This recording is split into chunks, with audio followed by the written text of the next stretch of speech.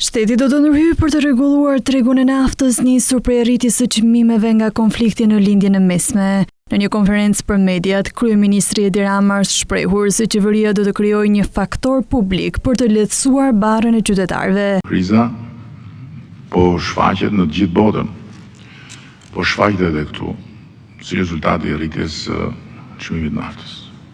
Një nga objektivat tona është krijimi i një faktori të ri në tregun e naftës, një faktori shtetëror, një force publike për të krijuar një kapacitet që të lehtësojë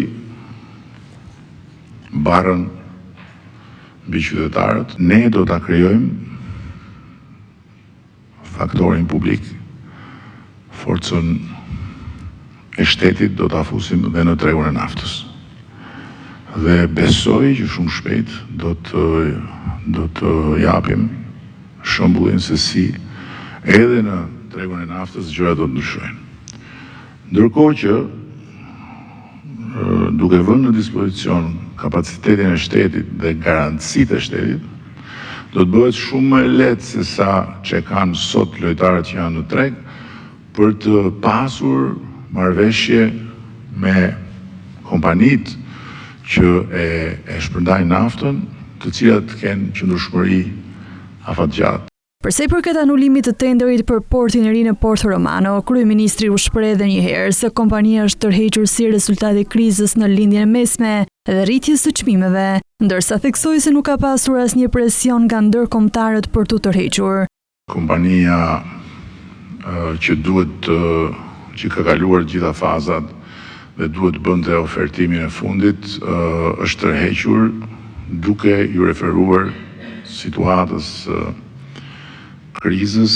Nuk kemi të dhëna që kompania është ndodhur në ndonjë presion, por i gjithë procesi është zhvilluar nën presion. Po jo nën presionin e Shtetit Bashkuar të Amerikës, siç thuhet, pa asnjë argument. Se nuk ka pasur absolutisht jo presion, po s'ka pasur asnjë shqetësim të shprehur as nga Shtetet Bashkuar të Amerikës, as nga Bashkimi Evropian, as nga askush. Por ka pasur një presion vazhdueshëm nga faktorë të tjerë. Sipas kryeministrit, porti ekzistues i cili ndodhet në mes të qytetit të Durrësit nuk gëzon asnjë kapacitet për të qenë nyje logjistike e korridorit 8.